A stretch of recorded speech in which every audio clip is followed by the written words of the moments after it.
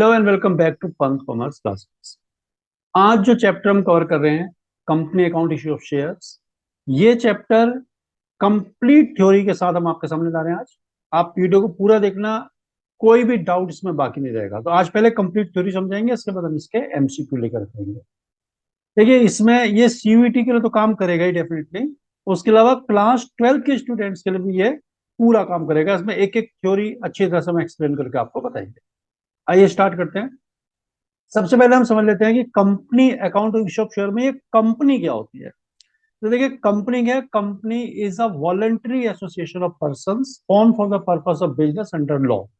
यानी कि कंपनी लोगों का ऐसा एसोसिएशन है जो अपनी इच्छा से बना हुआ है। वॉलंटरी मतलब अपनी इच्छा से बना हुआ।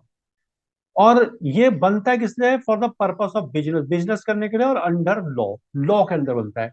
कौन सा लॉ? पहले कंपनीज एक्ट 1956 चलता था, फिर वो अमेंड हो गया 2013 में। तो ये लॉ है। अब देखिए, वैसे अगर हम समझे तो कंपनी को हम ब्रेक कर सकते हैं दो पार्ट।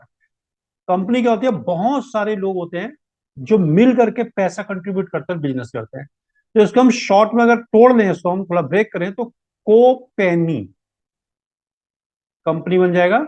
यानी कि ऐसी ऑर्गेनाइजेशन जिसमें लोगों ने मिल करके पैसा लगाया हुआ है। कोपेनी मतलब जॉइंट कैपिटल है सभी की, सबने मिल करके पैसा कंट्रीब्यूट किया हुआ है। तो ये कंपनी है। तो कंपनी की करेक्टरिस्टिक्स क्या होती है? ठीक है, कंपनी की करेक्टरिस्टिक्स होती है, number one, legal, separate legal entity. Company की अपनी खुद की पहचान होती है, इंडिपेंडेंट ऑफ देयर मेंबर्स। यानी कि कंपनी अपने नाम से एसेट परचेज कर सकती है, बेच सकती है, कॉन्ट्रैक्ट में एंटर कर सकती है, किसी के ऊपर केस कर सकती है, और कंपनी के ऊपर भी केस किया जा सकता है। और अपने मेंबर्स के एक्ट से कंपनी बाइंड नहीं होती, नहीं बाइंड करती मेंबर्स को अपने एक्ट से। परपेचुअल एग्जिस्टेंस, परपेचुअल एग्जिस्टेंस का मतलब है कि कंपनी लगातार चलती रहती है, कंपनी कभी डेड नहीं होती। कंपनी सॉरी, कंपनी की लाइफ परपेचुअल है, लगातार चलने वाली है। देखिए, ऐसे बहुत कंपनीज हैं जो सैकड़ों सालों से चल रही है। देखिए, जैसे इसमें आप टाटा का एक एग्जांपल ले सकते हैं, टाटा कंपनी का। इसके अलावा आपको बेनेट कोलमैन एंड कंपनी, जो टाइम्स ऑफ इंडिया न्यूज़पेपर पे आता है, 1936 से बन रही है। तो देखिए, ऑलमोस्ट 200 ईयर होने वाले हैं इसके। 13 साल का, यानी कि 187 ईयर्स को हो चुके हैं। ऐसे बहुत कंपनी है जो 500-500 साल से चल रही है। तो परपेचुअल एग्जिस्टेंस होता है, मेंबर्स में कम एंड मेंबर्स में को company continue to survive. Limited liability का मतलब है कि liability of share holders are limited to the value of shares they have. जितने शेयर हैं शेयर होल्डर के पास, उतनी ही उनकी लाइबिलिटी है। मान लीजिए एक शेयर होल्डर के पास 100 शेयर है जो कि 100 रुपए का एक है, तो 10,000 शेयर शेयर होल्डर के पास है, तो उसकी टोटल लाइबिलिटी 10,000 की है। अब इसमें से मान लीजिए वो 7,000 पे कर चुके हैं, 3,000 उसने पे नहीं किया है, तो इन केस ऑफ क्राइसिस उसको केवल 3,000 रुपए देने की जिम्मेदारी बचती है, क्योंकि 10 में से 7 तो वो दे चुका है। कॉमन सील, देखिए, कॉमन सील का मतलब होता है कंपनी की मोहर का होना। अब ये कंपनी में और may not have common seal, यानी जरूरी नहीं है कॉमन सील होना। कंपनी की कॉमन सील हो भी सकती है और हो सकता है ना भी हो। लेकिन अगर कॉमन सील है तो कंपनी के हर लीगल डॉक्यूमेंट पर लगी हुई होना जरूरी होता है, उसको लगा हुआ होना चाहिए। ट्रांसफरेबिलिटी ऑफ शेयर, कंपनी के जो शेयर्स होते हैं दे आर फ्रीली ट्रांसफरेबल। इसमें कोई रोक टोक नहीं है, आप अपने शेयर जब चाहो बेचो, खरीदो, जो करना है करो। आप अपने शेयर को, कोई भी मेंबर अपने शेयर को फ्रीली ट्रांसफर कर सकता है। Separation of management from ownership, देखिए ये एक और कैरेक्टरिस्टिक है कि कंपनी के जो ओनर्स होते हैं वो होते हैं शेयर होल्डर, लेकिन वो इतने लार्ज नंबर में होते हैं कि वो सब मिल करके तो बिजनेस नहीं चला सकते। तो क्या करते हैं, उन्हीं शेयर होल्डर में से एक बोर्ड ऑफ डायरेक्टर्स बनाया जाता है, BOD, जो कंपनी को उन सबके बिहाफ पर चलाता है। तो ओनरशिप और मैनेजमेंट अलग अलग हो जाता है, सारे शेयर होल्डर नहीं चला सकते, उनके बिहाफ पर एक बोर्ड ऑफ डायरेक्टर्स इलेक्ट किया जाता है जो चलाता है कंपनी को। अब देखिए, कंपनी कितने टाइप की होती है। तो कंपनी बेसिकली 3 टाइप की कंपनीज होती है, जो आपको यहाँ बताई जाएगी। उसके अंदर फिर थोड़ा थोड़ा उनका अलग से पार्टिसिपेशन भी करेंगे। देखिए, सबसे पहले होती है अनलिमिटेड कंपनी। अनलिमिटेड कंपनी होती है कि ऐसी कंपनी जिसमें liability of share holders are unlimited.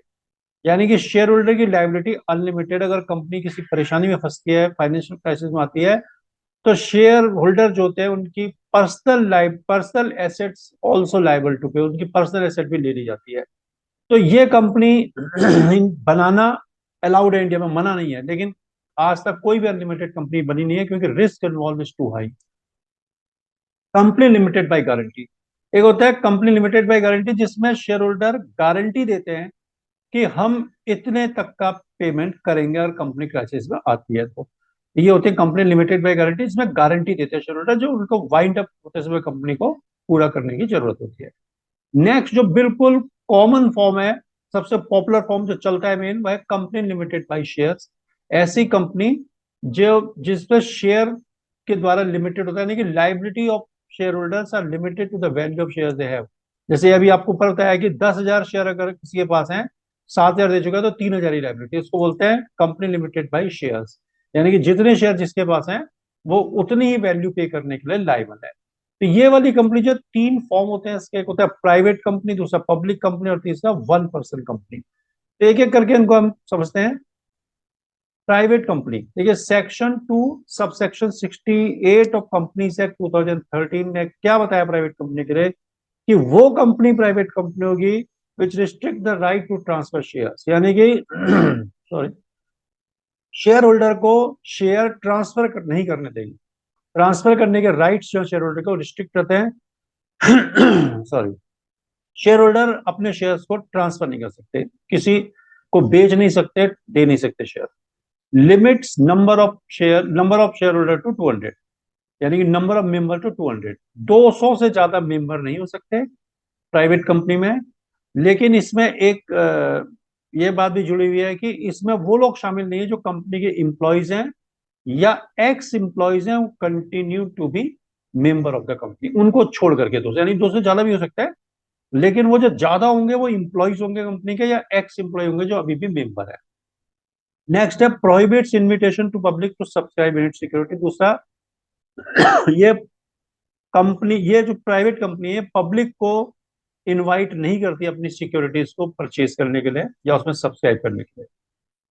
Last two word of private limited, private company के होने चाहिए प्राइवेट लिमिटेड। मान लीजिए X Y Z company private limited है तो उसका नाम बनेगा X Y Z private limited, ये बनेगा। तो लास्ट के दो वर्ड प्राइवेट लिमिटेड लगाना जरूरी होता है। तो ये होता है प्राइवेट कंपनी। जो ये चार रिस्ट्रिक्शन जो है ये इनके ऊपर इम्पोज होती है, इनको इन्हें मानना पड़ेगा। नेक्स्ट आता है पब्लिक कंपनी। देखिए पब्लिक कंपनी के लिए क्लियर बोला गया एक्ट में, section 2 sub section 71 of companies act 2013, a company which is not a private company is a public company. अब एक और नई क्लास जोड़ी गई है 2013 में, वन पर्सन कंपनी, ओपीसी बोलते हैं शॉर्ट पे। ये 2013 में एक नई टाइप की एंटिटी ऐड कर दी गई जिसमें कोई एक पर्सन अकेला ही किसी कंपनी का निर्माण कर सकता है, कंपनी को चला सकता है, बना सकता है। तो इसमें केवल एक ही मेंबर होता है, और लेकिन उसके लिए कुछ रूल्स हैं जो कंपल्सरीली फॉलो करने पड़ते हैं। क्या रूल है कि only a natural person who is Indian citizen and resident can form OPC. यानी कि केवल नेचुरल पर्सन, ये बात ध्यान रखने वाली है, नेचुरल पर्सन मतलब हमारे और आपके इतना कोई व्यक्ति जो जीवित प्राणी है, यानी कि एक कंपनी ओपीसी नहीं खोल सकती। अगर कोई और आर्टिफिशियल पर्सन है, जैसे कंपनी को भी आर्टिफिशियल पर्सन मानता है, तो वो नहीं खोल सकता ओपीसी। ओपीसी केवल एक नेचुरल पर्सन खोल सकता है, और वो भी इंडियन सिटीजन होना चाहिए और रेजिडेंट होना चाहिए। देखिए रेजिडेंशियल अलग, रेजिडेंट अलग होता है, सिटीजनशिप अलग होती है। सिटीजनशिप बाई बर्थ मिलती है, और रेजिडेंशियल स्टेटस आपको जिस कंट्री में रह रहे हैं वहां रहने से मिलता है। तो सिटीजन भी होना चाहिए, यानी कि मान लीजिए कोई ब्रिटिशर अगर इंडिया में रह रहा है तो रेजिडेंट बन गया, लेकिन वो नहीं खोल सकता कि वो सिटीजन नहीं है इंडिया का। तो इंडियन सिटीजन भी होना चाहिए, रेजिडेंट भी होना चाहिए, तब खोल पाएगा। तो एक तो ये बात है कि नेचुरल पर्सन होना चाहिए जो इंडिया का सिटीजन हो, रेजिडेंट हो। Only one OPC can be form by one person. एक पर्सन केवल एक ही ओपीसी खोल सकता है, एक से ज्यादा ओपीसी एक बंदा नहीं खोल सकता। Paid up capital shouldn't exceed ₹50 lakh. Paid up capital OPC की 50 लाख से ज्यादा नहीं होनी चाहिए। 3 साल का एवरेज टर्नओवर 2 करोड़ रुपए से ज्यादा नहीं होना चाहिए। यानी कि जो भी 3 साल का टर्नओवर है उसको जब आप डिवाइड करें 3 से, तो वो 2 करोड़ को एक्सीड ना करे, 2 करोड़ से कम रहना चाहिए, लेस देन 2 करोड़ होना चाहिए, या 2 करोड़ तक हो जाए तब भी चलेगा, उससे ज्यादा ना हो। It can not conduct non banking financial investment activities, in activities को करने से भी इसे प्रोहिबिट किया गया है कि नॉन बैंकिंग फाइनेंशियल एक्टिविटीज नहीं करती। तो ये ओपीसी एक नई टाइप की एंटिटी है, ठीक है, 2013 में। अब देखिए शेयर कैपिटल क्या होती है। देखिए शेयर कैपिटल क्या होता है कि कंपनी जो होती है ना, वो एक आर्टिफिशियल पर्सन है, तो अपनी कैपिटल अपने आप तो जनरेट नहीं कर सकती। जैसे ह्यूमन बीइंग जो नेचुरल पर्सन है वो तो कैपिटल जनरेट कर लेता है ना, अपने दोस्तों से ले सकता है या कहीं से ला सकता है। लेकिन कंपनी क्योंकि आर्टिफिशियल पर्सन है, वो अपनी कैपिटल खुद जनरेट नहीं कर सकती। तो वो क्या करती है कि जनरल पब्लिक से रेस करती है अपनी कैपिटल को बाय इशूइंग शेयर्स। देखिए कंपनी की जो कैपिटल रिक्वायरमेंट है ये बहुत ज्यादा होती है, इसलिए कंपनी क्या करती है, किसी एक बंदे से मांगेगी तो मुश्किल है मिलना, तो कंपनी करती है उसके स्मॉल डिनोमिनेशन करती है। मान लीजिए 1 लाख सपोज शेयर कैपिटल है, और एक शेयर जो है वो 10 रुपए का है, तो कंपनी क्या करेगी, इसको कर देगी 10,000 शेयर ऑफ ₹10 ईच, तो ये शेयर कैपिटल बन जाती है। तो इसका मतलब क्या हुआ कि shares are the unit of capital of a company, की शेयर किसी कंपनी के कैपिटल की यूनिट होते हैं। तो ये शेयर के बारे में बात है। अब नेक्स्ट चलते हैं categories of share capital. Share capital, sorry, categories of share capital, yes, share capital की कैटेगरीज क्या क्या है। तो देखिए 7 कैटेगरी में इनको बांटा गया है। सबसे पहला बोला गया है authorise share capital. Authorise share capital होता है maximum amount a company can issue, कितने शेयर ज्यादा ज्यादा इशू कर सकते हैं, नॉमिनल कैपिटल भी बोलते हैं इसको, या ऑथराइज कैपिटल बोलते हैं। तो जो ऑथराइज कैपिटल होगी उससे ज्यादा कंपनी शेयर इशू नहीं कर सकती। इशूड कैपिटल होता है जितने कंपनी ने शेयर एक्चुअली इशू किया। मान लीजिए कि 1 करोड़ ये कंपनी की कैपिटल है, लेकिन इसमें से कंपनी ने 70 लाख के शेयर इशू कर दिए, तो ये ऑथराइज हो गए, ये हो गए इशूड कैपिटल। सब्सक्राइब्ड होता है पब्लिक ने कितने के लिए सब्सक्राइब किया। देखिए मान लीजिए इसमें से पब्लिक ने 60 लाख शेयर के लिए एप्लीकेशन भेजी, तो ये सब्सक्राइब कैपिटल हो जाएगी। कॉल्ड अप कैपिटल क्या होता है, कॉल्ड अप होता है कि शेयर 10 रुपीज का है, ₹10, इसमें आपने अभी 6 रुपए मांगे तो ये हो गया कॉल्ड अप, ठीक है। और अभी 4 रुपए आपने नहीं मांगे, ये अभी अनकॉल्ड हो जाएगा, तो 6 रुपए आपके कॉल्ड अप है। इसके बाद आता है paid up share capital. Paid up है, मान लीजिए कि 6 रुपए जो शेयर आपने कॉल किए हैं ना, उसमें से कुछ लोगों ने 5 रुपए तो दे दिए, लेकिन 1 रुपया नहीं दिया है, तो ये पेड अप हो जाएगा। तो जितना जितने का शेयर है वो तो आपके हो गया नॉमिनल वैल्यू ऑफ शेयर, उसमें से आपने जितना मांग लिया वो कॉल्ड अप, और जितना पब्लिक ने दे दिया उसको बोलते हैं paid up capital. Uncalled capital जो पैसा आपने नहीं मांगा है, जैसे मैं बोला अभी 6 रुपए आपने कॉल कर लिए हैं और 4 नहीं मांगा, तो ये अनकॉल्ड कैपिटल हो जाएगी। रिजर्व कैपिटल क्या होती है, रिजर्व कैपिटल होती है वो कैपिटल जो कंपनी अनकॉल्ड कैपिटल को वो पार, मान लीजिए जैसे 4 रुपए अनकॉल्ड है ना, इसमें से कंपनी ने कहा हम 3 रुपए जो है नहीं मांगेंगे, 1 रुपये और हम ले लेंगे, लेकिन 3 रुपए हम नहीं मांगेंगे, और जब तक कंपनी वाइंड अप नहीं होगी, तो उसको बोलते हैं रिजर्व कैपिटल। यानी कि ये रिजर्व कैपिटल होती है अनकॉल्ड कैपिटल का वो पार्ट है which shall not be called by the company except in case of winding up. केवल वाइंडिंग अप के केस में, यानी कंपनी जब बंद होगी, वाइंड अप होगी, तब मांगेंगे, उससे पहले नहीं मांगेंगे, तो उसको बोलते हैं रिजर्व कैपिटल। तो देखिए पूरी थ्योरी आपको अच्छे से समझाएंगे, आप देखते जाइए एक बार। Nature and classes of shares. देखिए शेयर का नेचर क्या होता है और उसकी क्लासेस यानी कि कितने टाइप के शेयर होते हैं। तो सबसे पहले शेयर का नेचर क्या है कि share of a company are movable property. Company के शेयर जो मूवेबल प्रॉपर्टी होते हैं, यानी कि एक से दूसरे, दूसरे तीसरे बंदे को आप आराम से उसको सेल कर सकते हैं। दैट आर ट्रांसफरेबल, जिनको ट्रांसफरेबल होते हैं, यानी कि एक पर्सन अपने शेयर बेच सकता है, किसी टाइम दोबारा परचेज भी कर सकता है, जैसा कि आर्टिकल ऑफ एसोसिएशन में कंपनी के लिखा उस हिसाब से आप उनको मूव कर सकते हैं, ट्रांसफर कर सकते हैं। These are treated as goods under the sale of goods act। इसको सेल ऑफ गुड्स एक्ट 1930 में बना था, उसके अंदर इसको गुड्स की कैटेगरी में डाला गया शेयर को।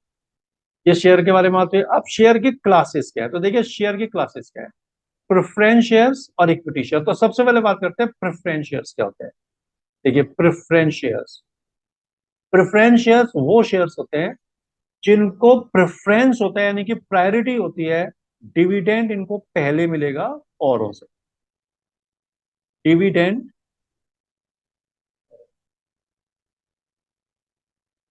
डिविडेंड। डिविडेंड इनको सबसे पहले दिया जाता है, किनको? प्रेफरेंशियल वालों को। इक्विटी को दिया जाए उससे पहले इनको दिया जाता है। डिविडेंड क्या होता है? Dividend is that part of profit which is distributed to share holder. और उसके अलावा इनको जो जब कंपनी पैसा वापस करते हैं, वाइंड अप होती है, तो पहले इनको पैसा लौटाया जाता है। तो डिविडेंड पहले दिया जाता है और रिफंड भी पहले इनको किया जाता है पैसा, जब भी कंपनी वाइंड अप होगी। तो ये दो प्रायोरिटीज होती है, इनको दो प्रेफरेंस मिले हुए होते हैं इनको ओवर इक्विटी शेयर्स। और चार कैटेगरी इनकी होती है और हर एक के अंदर दो दो चीजें आती हैं। देखिए, सबसे पहला होता है payment of dividend.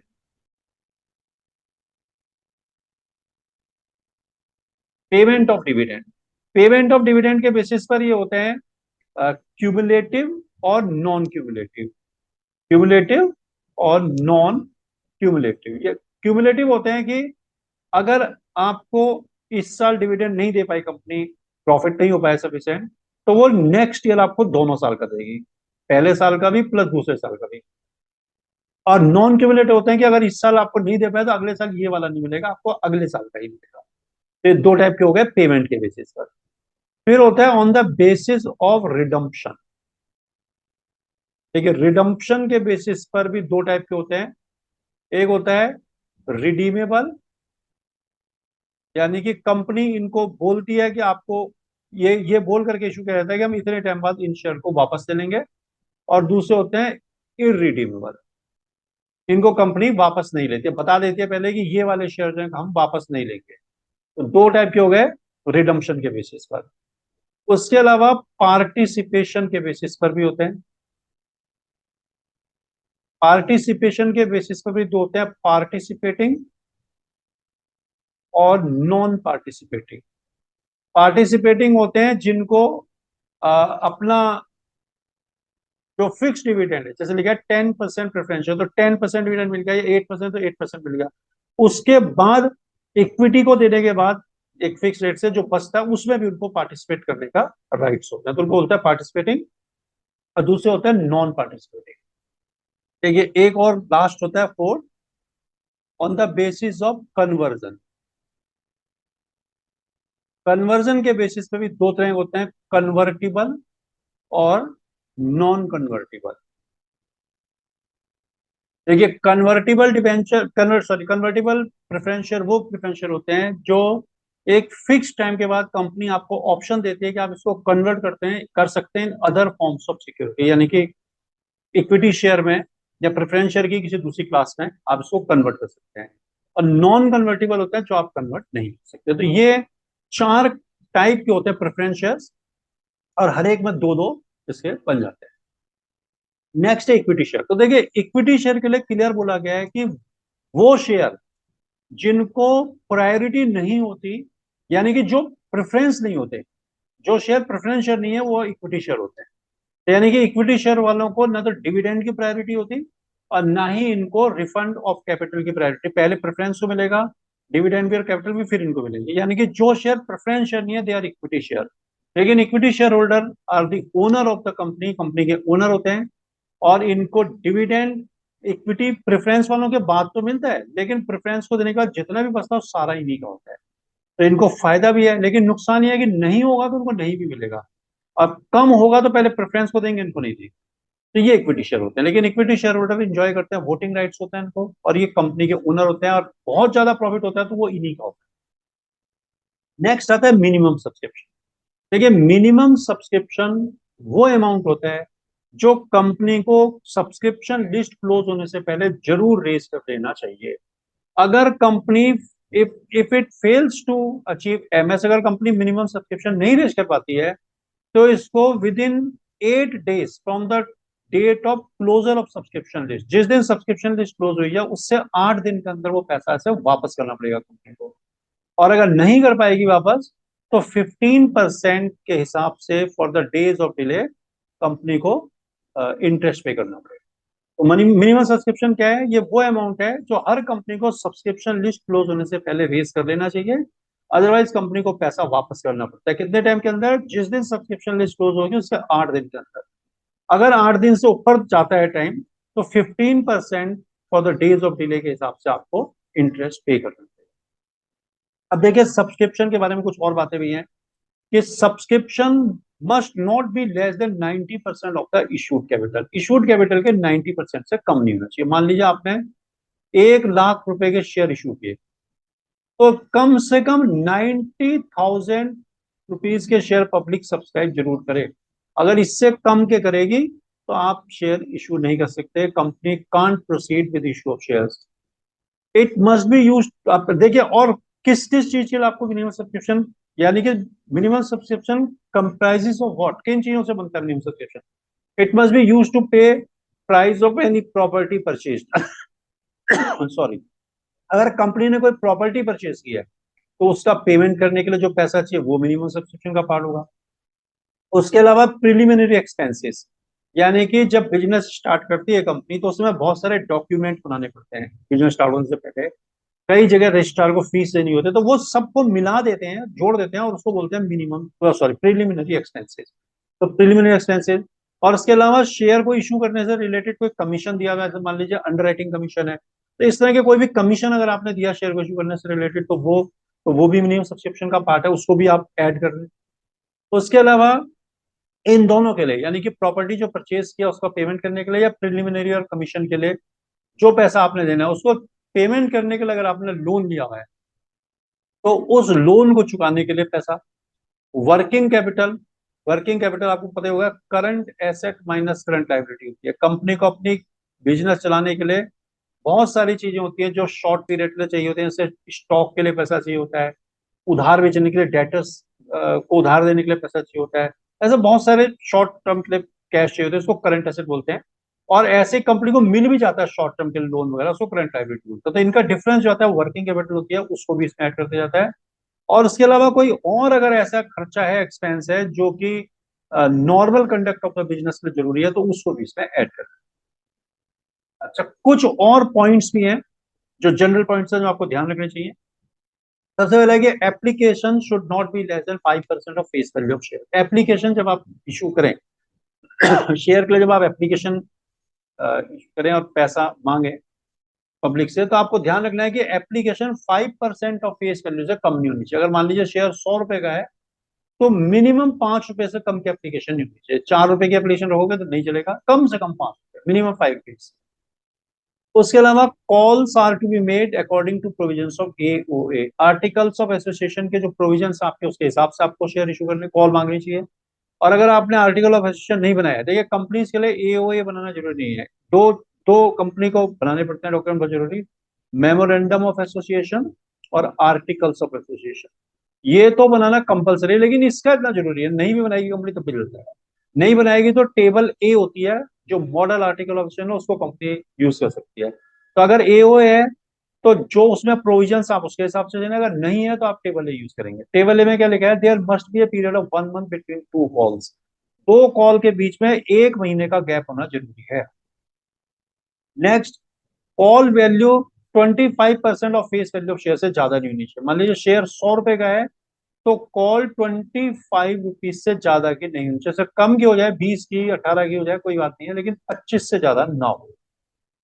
It is necessary to give at least 14 days notice to share holder to pay due amount. ये नहीं कह सकते आपके भाई कॉल ड्यू हो गई कल तक पैसा जमा करो। मिनिमम 14 days आपको देने पड़ेंगे पेमेंट करने के लिए। Call must be on uniform basis on all share of the same class. एक ही क्लास के जितने भी शेयर हैं सब पर कॉल आपको यूनिफॉर्म बेसिस पे करनी है। मान लीजिए कि आपके पास 1 लाख शेयर हैं, ठीक है, तो आप ये नहीं कर सकते भाई इसमें से जो 80,000 वाले हैं वो हमें 2 रुपए की कॉल दे दो, और जो 20,000 शेयर वाले हैं वो हमें 3 रुपए की कॉल दे दो, 1 रुपए की दे दो। आपको सब पर यूनिफॉर्मली 2 रुपए की लेनी है। 3 की मांगो तो 3 पर लेनी है। आप ये भी नहीं कर सकते कि चेन्नई वाले 2 रुपए दे दो और कलकत्ता वाले जो है 3 रुपए दे दो। आपको जो भी सेम क्लास में शेयर पड़ रहे हैं उन सब पर आपको यूनिफॉर्म बेसिस पे कॉल करनी होगी। Same procedure will be followed on both equity and preference shares. Equity और प्रेफरेंस शेयर दोनों पर सेम प्रोसीजर फॉलो होता है। जो ये बात होता है कि इक्विटी पर भी है, प्रेफरेंस के लिए भी होती है। केवल फर्क यह है कि इनके नाम के आगे इक्विटी और प्रेफरेंस सफिक्स प्रीफिक्स किया जाता है। जैसे इक्विटी शेयर कैपिटल या प्रेफरेंस शेयर कैपिटल। कहीं भी आप कॉल भी करेंगे, एप्लीकेशन मांगेंगे, अलॉटमेंट करेंगे, कॉल करेंगे, तो उसके नाम के आगे इक्विटी और प्रेफरेंस वाला यूज करें। कॉल सिनेरियर क्या होता है? ठीक है, कॉल सिनेरियर क्या होता है कि अगर कोई शेयर होल्डर मांगी गई कॉल का पैसा ना दे पाए, तो जो पैसा वो नहीं दे पाएगा उसी को कॉल्स इन एरर बोलते हैं। और आर्टिकल ऑफ एसोसिएशन में जैसा लिखा हुआ उसके हिसाब से उस पर इंटरेस्ट चार्ज किया जाता है, अगर बाद में पैसा देता है तो। और अगर आर्टिकल ऑफ एसोसिएशन साइलेंट है उसके बारे में तो फिर 10% के रेट से इंटरेस्ट चार्ज करते हैं। कॉल्स इन एडवांस क्या होता है? कॉल्स इन एडवांस होता है कि अगर शेयर होल्डर ने जो कॉल नहीं मांगी है उसका भी पैसा आपको एडवांस में दे दिया तो उसे कॉल्स इन एडवांस बोलते हैं। और कॉल्स इन एडवांस पर जैसे मान लीजिए आपने कहा कि फर्स्ट कॉल दे दी, फर्स्ट कॉल आपने मांगी 2 रुपये, और फाइनल कॉल या फिर सेकंड कॉल मान लीजिए 3 रुपए की है, तो 1,000 शेयर के होल्डर ने दोनों इकट्ठे दे दी तो उसने जो ये 3,000 रुपए एक्स्ट्रा दे दी, ये कॉल्स इन एडवांस। तो कॉल्स इन एडवांस पर कंपनी 12% के रेट से इंटरेस्ट देती है जितने दिन एडवांस कॉल आती है। अंडर सब्सक्रिप्शन ऑफ शेयर क्या होता है कि जितने इशू किए शेयर उससे कम के लिए अगर पब्लिक अप्लाई करती है उसको बोलते हैं अंडर सब्सक्रिप्शन। 10,000 शेयर इशू किए, एप्लीकेशन 9,000 शेयर की लगी तो उसको बोलते हैं अंडर सब्सक्रिप्शन। तो अगर मिनिमम सब्सक्रिप्शन की आपकी कंडीशन पूरी हो रही है तो आप शेयर को इशू कर सकते हैं। 10,000 शेयर इशू किए, 9,000 आए तो 90% आ गया तो आप इशू कर सकते हैं। Over subscription of share, over subscription of share होता है कि जितने शेयर इशू किए उससे ज्यादा के लिए एप्लीकेशन आता है। आपने 10,000 शेयर इशू किए, एप्लीकेशन 15,000 के लिए आ गई तो इसको बोलते हैं ओवर सब्सक्रिप्शन ऑफ शेयर। अब जो कंपनी इशू तो लेकिन नहीं कर सकती, 10,000 शेयर का इशू कर रहे हैं तो 15 को इशू नहीं कर सकती आप, 10 ही करने पड़ेंगे। तो ये 5,000 जो होते हैं इसके लिए कंपनी के पास ऑप्शन होते हैं कि या तो कंपनी 10 वालों को ही 15 दे दे प्रोराटा बेसिस पर, या फिर कंपनी ऐसा करे कि 10 वालों को 10 दे दे और 5 को लौटा दे, है ना। या फिर कंपनी कर सकती है कुछ को पूरे दे दे कुछ को कम दे दे, इसमें कंपनी के पास बहुत सारे ऑप्शन रहते हैं, तो उस तरह से कंपनी इशू कर सकती है। नेक्स्ट है issue of share at par. Par का मतलब होता है नॉमिनल वैल्यू के बराबर वैल्यू। जैसे 10 रुपए का शेयर है तो 10 पर ही आपने इशू कर दिया, बोलते हैं issue of share at par. Issue of share at premium का मतलब है कि जितने का शेयर है कंपनी उसको उससे ज्यादा पर इशू कर रही है। अगर 10 रुपए का शेयर है तो कंपनी उसको 12, 15, 18 में इशू कर रही है। अब प्रीमियम कितना लेना है इसमें कोई रिस्ट्रिक्शन नहीं है। आप 10 रुपए के शेयर को 12 पर, 20 पर, 25 पर, 30 पर, जितने पर चाहे इशू करें, प्रोवाइडेड कि पब्लिक आपका शेयर उतनी वैल्यू पर लेने को तैयार। तो ये होता है issue of share at premium.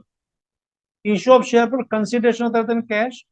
देखिए, शेयर अगर आपने कैश के अलावा कोई प्रॉपर्टी वगैरह खरीदने के लिए इशू किए हैं तो उनको बोलते हैं issue of share for consideration cash. मान लीजिए आपने 1 लाख की बिल्डिंग खरीदी, ठीक है, और बिल्डिंग का पेमेंट जो आपने करा वेंडर को वो आपने शेयर इशू कर दिया, तो उसको बोलते हैं issue of share at par. ये प्रीमियम, पार, डिस्काउंट, किस डिस्काउंट पे तो शेयर इशू नहीं होंगे, तो उस तरह से शेयर आप इशू कर सकते हैं पार और प्रीमियम पर। प्राइवेट प्लेसमेंट ऑफ शेयर का मतलब होता है कि शेयर जब एक सेलेक्टेड ग्रुप को इशू करे जाते हैं, कंपनी को जब ये विश्वास रहता है कि हम बिना पब्लिक इशू किए ही सब्सक्रिप्शन रिसीव कर लेंगे, पूरे शेयर हमारे इशू हो जाएंगे, तो कंपनी इसको क्या करती है, प्राइवेटली प्लेस कर देती है, यानी कि एक सेलेक्टेड ग्रुप ऑफ पर्सन को इशू कर देती है, उसको प्राइवेट प्लेसमेंट ऑफ शेयर बोलते हैं। नेक्स्ट आता है आपका इंप्लॉय स्टॉक ऑप्शन प्लान। देखिए, कंपनी कई बार क्या होती है, अपने इंप्लॉयज से जुड़ाव बढ़ाने के लिए, सेंस ऑफ बिलोंगिंगनेस क्रिएट करने के लिए अपने इंप्लॉयज को या इंप्लॉय डायरेक्टर्स को शेयर मार्केट वैल्यू से कम पर दे देती है।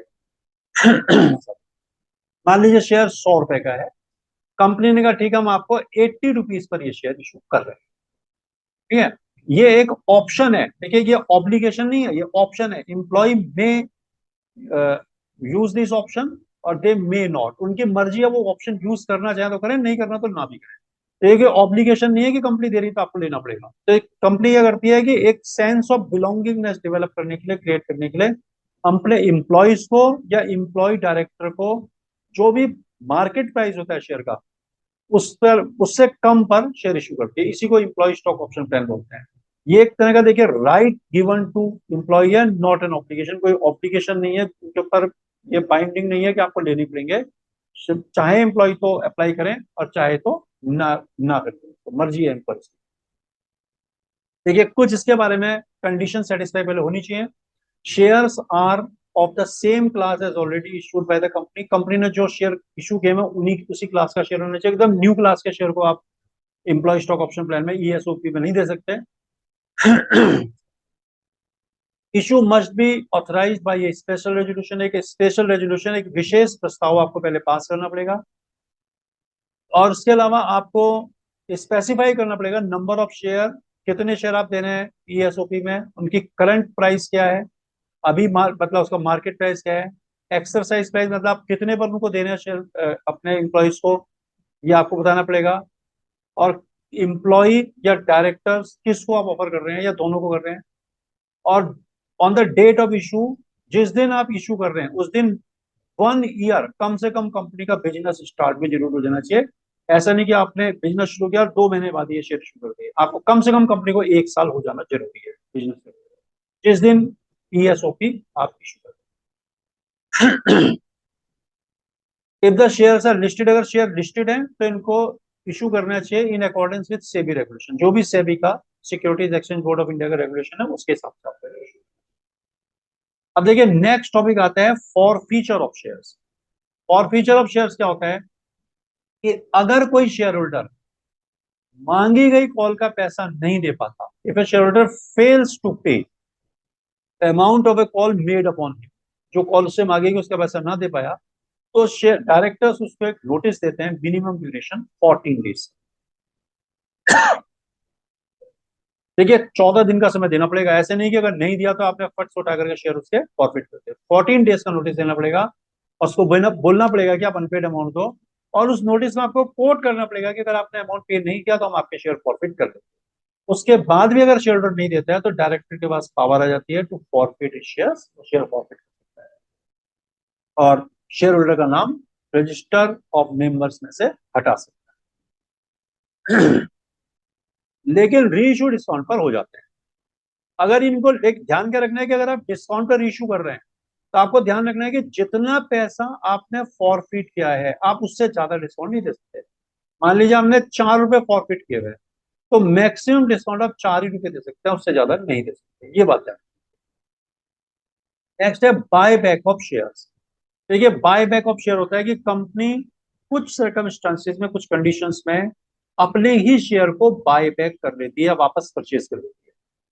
तो ये जो बाय बैक करती है, from where it can buy back, किन से कर सकती है buy back, on proportionate basis from existing share holder. Existing share holder से प्रोपोर्शनेट बेसिस मांग सकते हैं कि भाई 10:1 में मुझे लौटा दो, जिसके बाद 10 शेयर है वो 1 शेयर मुझे लौटा दो। सपोज अगर 10% वापस देना है तो जिसके पास 100 शेयर है वो 10 लौटाएगा, जिसके पास 500 शेयर है वो 50 लौटाएगा। तो ये 10:1 का ऐसा मतलब कुछ भी कंपनी प्रोपोर्शनेट बेसिस पर मांग सकती है। एक प्रोपोर्शन बना लेगी कंपनी, इतने वाला इतना मुझे वापस सकते, ओपन मार्केट से परचेज कर सकती है कंपनी।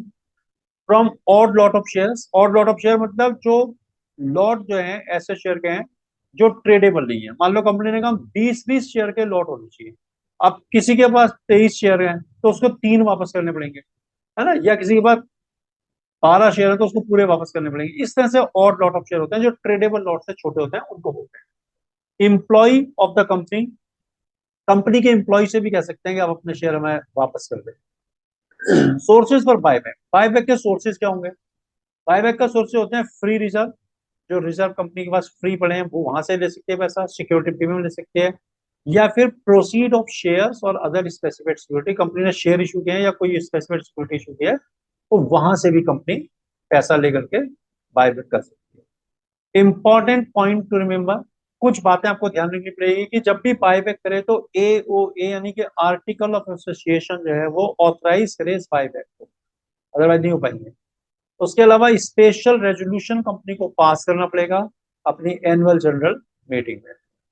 उसके अलावा बायबैक किसी भी फाइनेंशियल ईयर में आप 25% of paid up share capital और रिजर्व, फ्री रिजर्व से ज्यादा नहीं कर सकते। मान लीजिए आपकी कैपिटल 1 लाख रुपए की है तो आप 25% यानी 25,000 शेयर ही बायबैक कर सकते हैं एक फाइनेंशियल ईयर में।